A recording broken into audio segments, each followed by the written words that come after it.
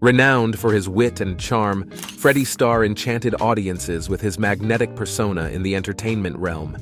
Yet, amidst the resounding laughter and applause, a veil shrouds the true essence of this beloved figure.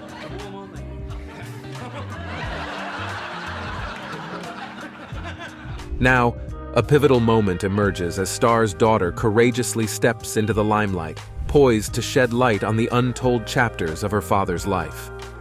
Together, let us embark on an exploratory voyage, delving deep into the enigmatic depths of Freddie Starr's existence to unveil a facet obscured from the public eye.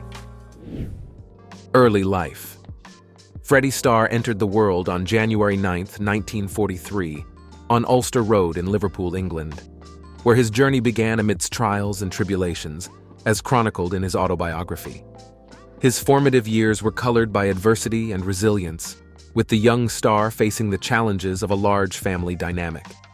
At the tender age of 4, he embarked on a new chapter as his family relocated to Huyton, a transition marked by the familiar strains of financial strain.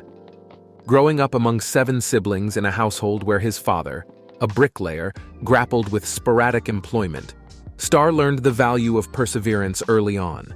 His mother, Hilda, originating from Germany and of Jewish descent, imparted upon him a rich cultural heritage that would shape his identity. Tragically, Starr endured the loss of a twin brother at birth, adding further layers of sorrow to the family's narrative of hardship and resilience. Starr's childhood was marred by his father's bouts of alcohol-fueled violence, stemming from his own career as a bare-knuckled boxer. These episodes culminated in a particularly horrific incident where Starr suffered the breaking of both legs at the hands of his father. Such trauma left a lasting impact, leading Starr to withdraw into silence by the age of 6, and eventually being placed in care. These tumultuous experiences instilled in him a lifelong commitment to sobriety. In his 2001 autobiography, Unwrapped, Starr candidly attributes his speech difficulties during childhood to the traumatic upheavals he endured, which led to a 2-year separation from his family. Despite these challenges, Starr pursued his passion for performance, spurred on by his mother's encouragement from the age of 12. He honed his craft in pubs and clubs, eventually joining the Hilda Fallon Roadshow for a 5-year stint, bringing entertainment to community halls and hospitals alike. Tragically, Starr's formative years were further shadowed by the loss of his father during his early teens, yet his resilience and dedication to his craft remained unwavering. Career. In his early ventures into the entertainment world, under his birth name, Starr made his cinematic debut as a teenager in the 1958 film Violent Playground. By 1961, he embarked on a musical journey, joining Derry and the Seniors, where he predominantly performed in Germany. Their pioneering efforts led them to become the first Liverpool beat group to record and subsequently release an LP in 1962, marking a significant milestone in their career.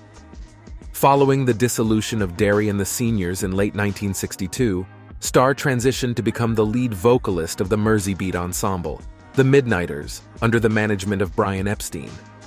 Despite their collaboration with renowned producer Joe Meek, the group's 3 singles failed to make a mark on the charts.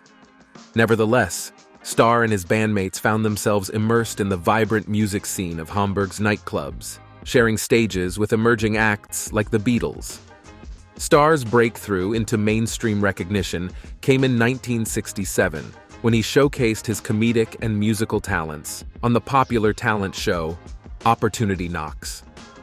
As part of the ensemble Freddie Starr and the Delmonts, he captivated audiences week after week, ultimately winning the popular vote over 6 consecutive performances. His comedic prowess shone brightly during the 1970 Royal Variety performance, where he delighted viewers with spot-on impersonations of iconic figures like Cliff Richard, Tom Jones, and Mick Jagger, famously portraying Adolf Hitler in Wellington boots. Throughout his illustrious career, Starr showcased a remarkable versatility, skillfully impersonating not only Adolf Hitler, but also luminaries such as Elvis Presley and Ray Charles. His musical endeavors yielded several albums, including one that spawned the UK top 10 single It's You in March 1974. Notably, 2 of his albums, After the Laughter in 1989 and The Wanderer in 1990 secured places on the charts, cementing Starr's enduring legacy in the realm of entertainment. From 1972 onwards, Starr emerged as a prominent figure on television screens, captivating audiences as one of the main performers on the hit series Who Do You Do, and becoming a familiar face on the TV panel show Joker's Wild. His initial foray into hosting his own series with Freddie Starr in 1974 was curtailed to a single special program due to conflicts with the production team at London Weekend Television. Undeterred, Starr found success with his own BBC series in 1976, showcasing his trademark wit characterized by broad punchlines and silly slapstick humor, as noted by Mark Lawson. Beyond the spotlight, Starr grappled with personal struggles, notably battling a debilitating addiction to Valium for 2 decades, starting from 1974. Esteemed chat show host Michael Parkinson lamented that this addiction hindered Starr's talent and clouded his personality, diminishing a level of virtuosity that few entertainers could match. Reason for the Freddie Starr Ate My Hamster headline. One of the most infamous moments in British tabloid history revolves around Freddie Starr, immortalized in a headline that captured the nation's attention. On March 13, 1986, The Sun splashed across its front page the sensational claim, "Freddie Starr ate my hamster." The bizarre tale purported that Starr, while staying at the residence of his friend Vince McCaffrey and McCaffrey's girlfriend Leah LaSalle in Birchwood, Cheshire, engaged in a shocking act. Allegedly, after returning home from a nightclub performance in Manchester during the early hours, Starr demanded a sandwich from LaSalle. When she refused, the story goes, Starr took matters into his own hands, quite literally, by placing LaSalle's pet hamster, named Supersonic, between 2 slices of bread and consuming it. However, Starr vehemently denied the veracity of the tale, offering his own version of events in his 2001 autobiography, Unwrapped. According to Starr's account, he had only stayed at Vince McCaffrey's house once, back in 1979, and the entire incident was a complete fabrication.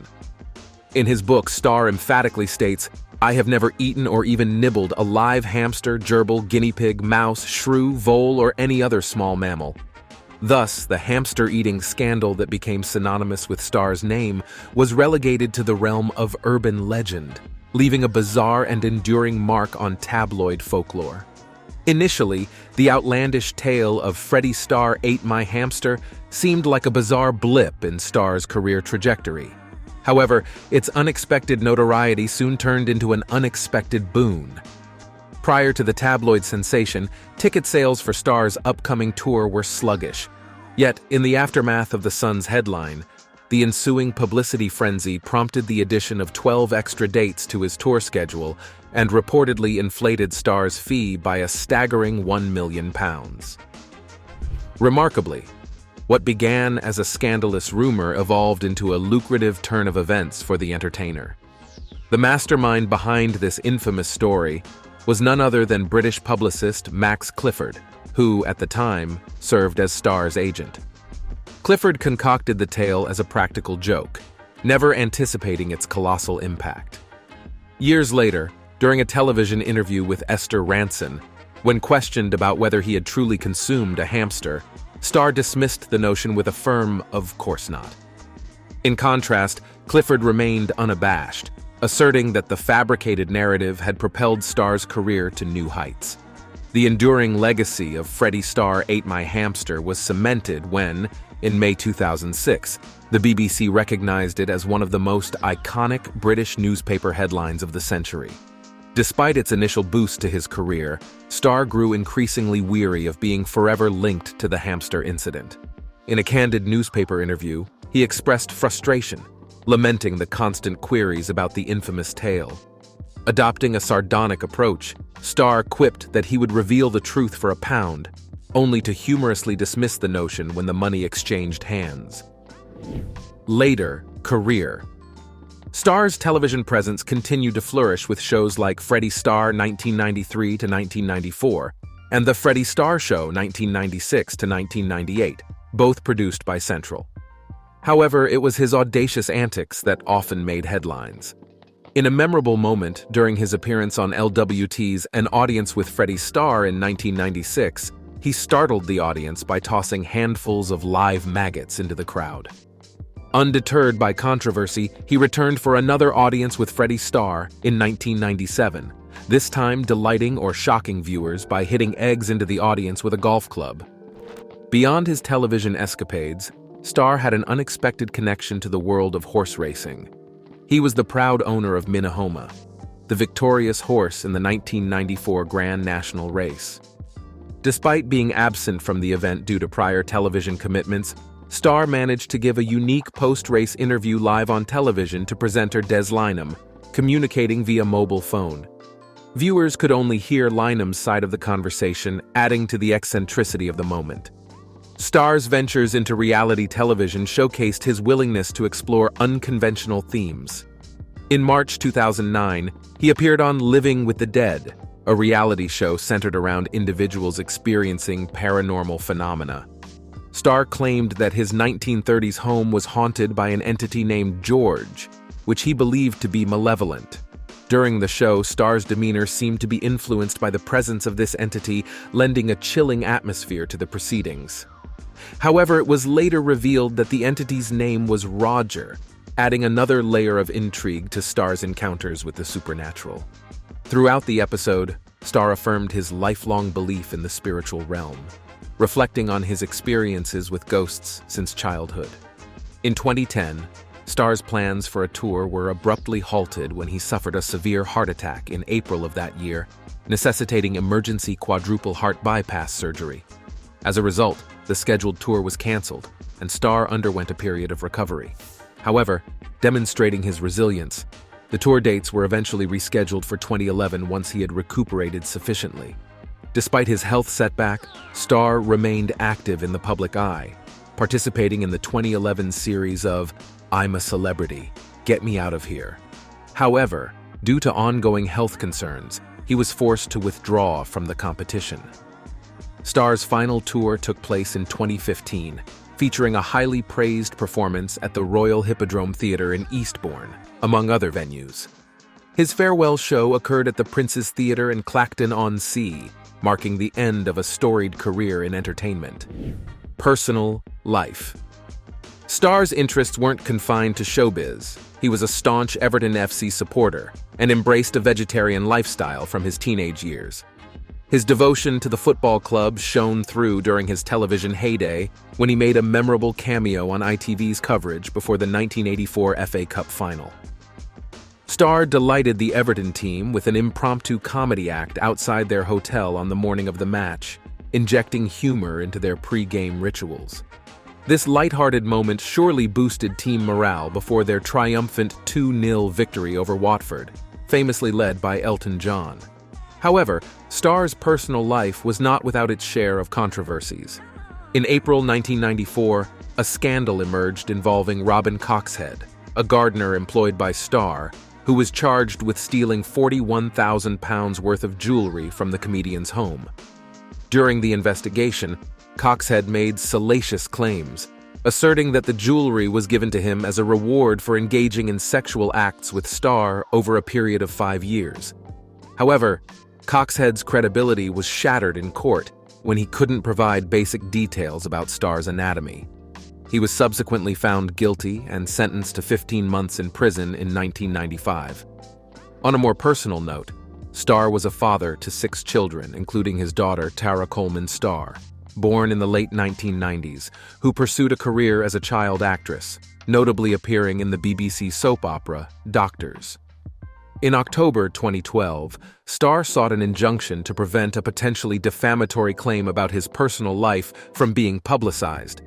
However, the injunction was ultimately overturned by the courts, as the media outlets involved had no intention of publishing the claim. Shortly after, on 8 October 2012, Channel 4 News aired allegations concerning Starr's appearance on Jimmy Savile's BBC television show Clunk Click in 1974.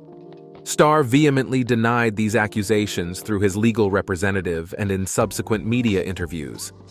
The situation escalated when on November 1, 2012, as part of Operation U-Tree, an investigation into sexual abuse allegations stemming from the Jimmy Savile scandal, Starr was arrested at his Warwickshire residence.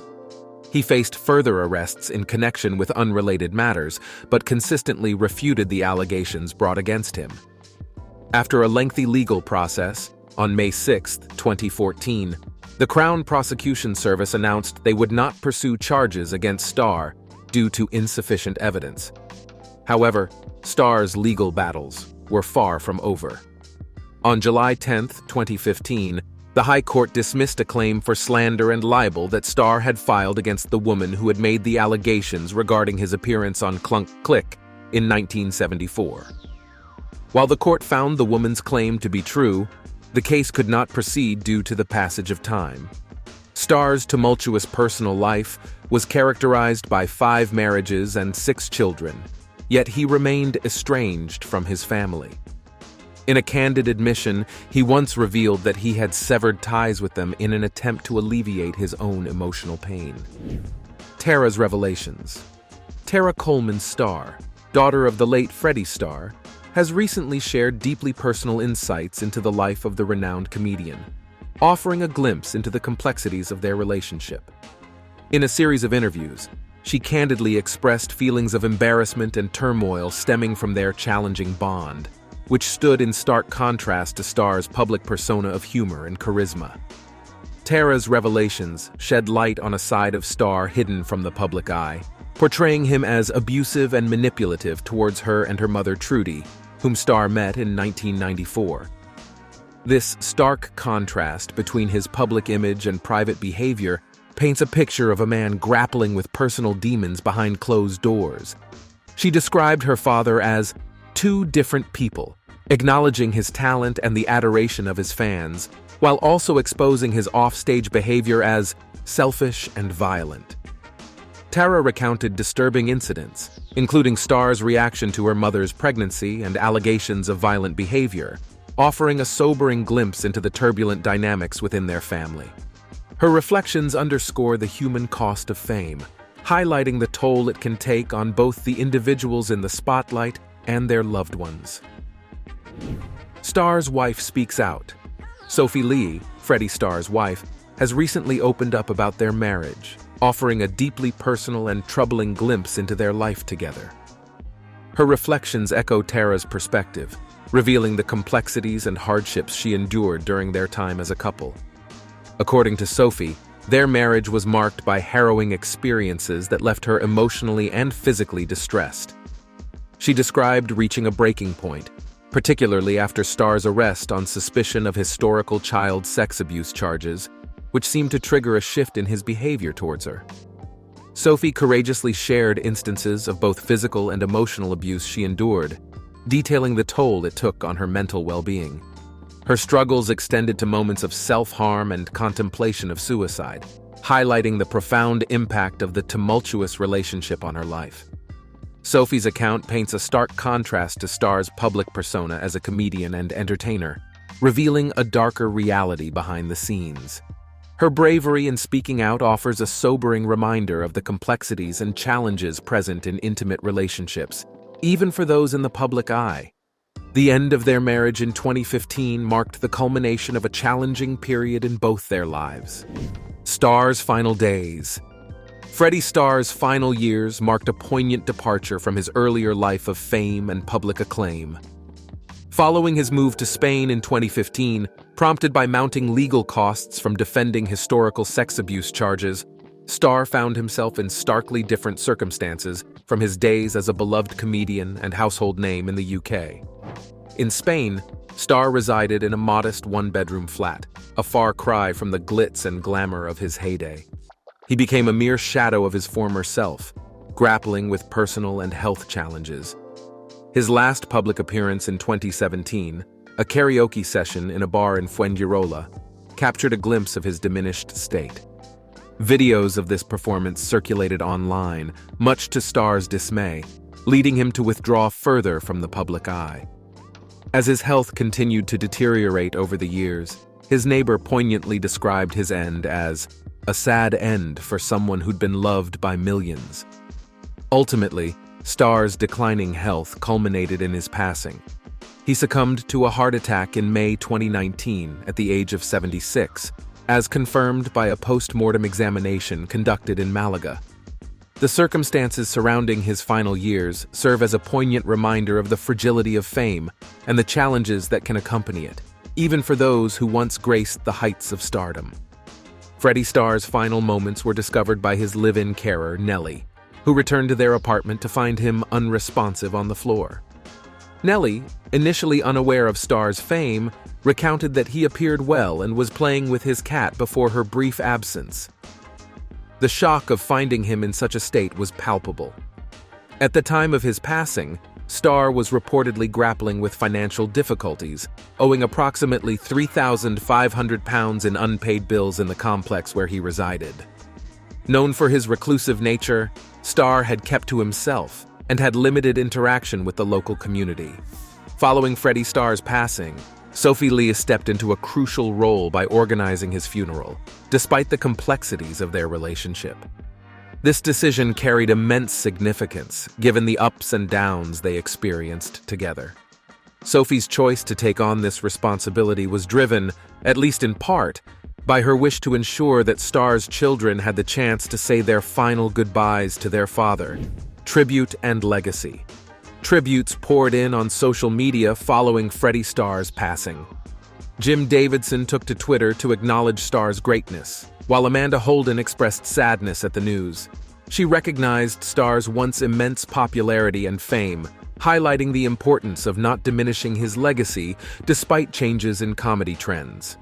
Brian Buttle reflected on Starr's comedic brilliance, acknowledging his undeniable talent. He shared a memory of Starr impersonating Mick Jagger, showcasing his versatility and comedic range. Roy Chubby Brown mourned the loss of his close friend and fellow comedy legend. He paid tribute to Starr's comedic genius and reminisced about their friendship, bidding him a heartfelt farewell. Jess Conrad OBE expressed shock and sadness over Starr's passing, praising him as a master of comedy. He emphasized Starr's unique style and unpredictable humor, acknowledging the profound impact he had on generations of fans. These tributes serve as a testament to Freddie Starr's enduring legacy in the world of comedy, with colleagues and fans alike honoring his talent, creativity, and unforgettable contributions to the entertainment industry. New revelation after death: a daughter on a quest to determine paternity. Following the passing of Freddie Starr, Jo Billum, a 44-year-old woman, has come forward claiming to be his daughter. She is urging Starr's relatives to undergo DNA testing to confirm her paternity, shedding light on a potentially significant aspect of the late comedian's life. According to Jo, her mother confided in her that she was conceived during a fleeting romance with Starr while he was performing in Bournemouth during the 1970s. With Starr's demise, Jo feels a deep-seated need to uncover the truth about her parentage and familial connections. Despite the sensitive nature of her claim, Jo firmly asserts that her motivation is not rooted in any desire for financial gain. Instead, she emphasizes her earnest desire to alleviate the lingering uncertainty surrounding her true paternal lineage. The revelation of her mother's confession, occurring on Jo's 16th birthday, has brought to light a previously undisclosed chapter in her family history, prompting her to seek closure and understanding through the verification of her relationship to Freddie Starr. Jo's mother, who sadly passed away at the age of 70 in 2017, left behind a poignant narrative of her encounter with Freddie Starr. She vividly recalled how Starr came to her aid while she was working as a waitress at a Bournemouth hotel, a chance meeting that sparked the beginning of their relationship. As Jo navigates through the uncertainty and conjecture surrounding her paternity, she holds on to the hope that a DNA test will provide the closure and clarity she seeks regarding her biological connection to Freddie Starr. Such confirmation would offer Jo a profound sense of resolution in her ongoing quest for truth and identity. Reflecting on her mother's recollections, Jo revealed that Starr and her mother would rendezvous at his residence in Westbourne whenever he performed in Bournemouth. It was during one of these encounters that Jo's conception took place, cementing the bond between her parents. Initially taken aback by the revelation of her parentage, Jo didn't dwell on it until she became a parent herself. Concerns about potential hereditary illnesses prompted her to delve deeper into Starr's health history, driven by a maternal instinct to safeguard her children's well-being and ensure they had a comprehensive understanding of their genetic background. In a heartfelt plea directed at Freddie Starr's family, Jo earnestly appealed for their cooperation in undergoing DNA testing to bring an end to her lingering uncertainties. With genuine sincerity, she stressed that closure was her sole objective, assuring the family that she held no ill will towards them. Despite Jo's persistent efforts to reach out to Starr, his management, and relatives, she encountered numerous obstacles in her attempts to convey her genuine intentions. Reflecting on her emotional journey, Jo admitted to grappling with the surreal realization that the beloved father figure from her childhood may not be her biological father.